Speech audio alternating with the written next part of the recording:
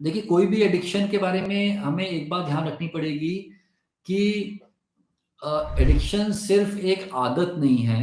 ऐसा नहीं है कि जो इंसान एडिक्टेड है, एडिक्टेड टर्म हम लोग आजकल यूज़ नहीं करते, डिपेंडेंस यूज़ करते हैं या सब्सटेंस यूज़ डिसऑर्डर यूज़ करते हैं। तो जो डिपेंडेंस होती है, वो सिर्फ़ एक आदत नहीं है, वो एक बीमारी भी है। इसको आप ऐसे मान लीजिए कि आप अल्कोहल लेते हैं, शराब लेते हैं।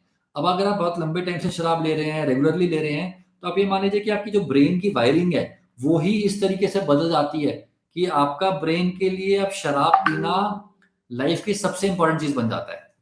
तो सिर्फ़ डाँट के या एक विल पावर से कि हाँ, नहीं पीना है आज से या आपके पेरेंट्स ने कसम दे दी, इन सब चीज़ों से वो चीज़ खत्म नहीं होने वाली है। तो उसको हमें एक बीमारी की तरह देखना पड़ता है। विल पावर का तो डेफ़िनिटली रोल है ही है।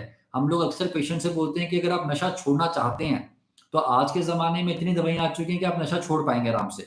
लेकिन अगर आप नशा छोड़ना नहीं चाहते, तो कोई भी ऐसी दवाई नहीं है जो कि आपसे ज़बरदस्ती नशा छुड़वा पाए। तो एडिक्शन के लिए बड़ी इंपॉर्टेंट चीज़ है कि यदि व्यक्ति छोड़ना चाहता है, तो उसको छोड़ना उतना मुश्किल नहीं बचा। मान लीजिए कोई अल्कोहल लेता है या कोई भी सब्सटेंस लेता है, तो छोड़ने का देखिए तरीका क्या है? पहला स्टेप होता है उसको हम बोलते हैं डिटॉक्सिफिकेशन। डिटॉक्सिफिकेशन मतलब प्राइमरीली जो विथड्रॉल सिम्पटम्स आते हैं, उनको हमें मैनेज करना पड़ेगा। मान लीजिए कोई अल्कोहल लेता है, अब जिस दिन उसने अल्कोहल नहीं ली, तो क्या होगा? उसको नींद नहीं आएगी, उसके हाथ काँपेंगे, उसको घबराहट होगी, हो सकता है उल्टी-सी भी फीलिंग आए, बहुत तलब लगेगी।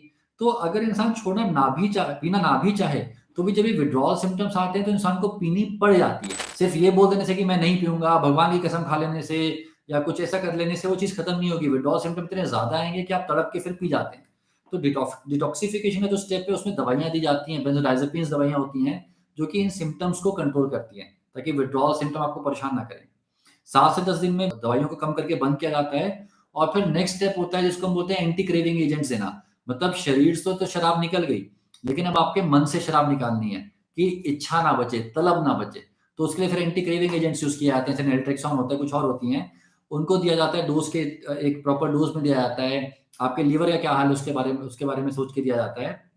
और साथ में काउंसलिंग का बड़ा इंपॉर्टेंट रोल होता है कि रिलैप्स प्रिवेंशन कैसे किया जाए, किन कंडीशंस में इंसान शराब पी रहा है। जो दोस्त है जिनके साथ आप बैठ के ड्रिंक करते हैं, उनसे आपको दूर रहना पड़ेगा। जिन इमोशंस में आप ड्रिंक करते हैं, वो कुछ लोग बहुत खुशी में ड्रिंक करते हैं, कुछ लोग बहुत गम में ड्रिंक करते हैं। उन इमोशंस में ड्रिंक ना करके क्या किया जाए, वो चीज़ डिसाइड करनी पड़ती है।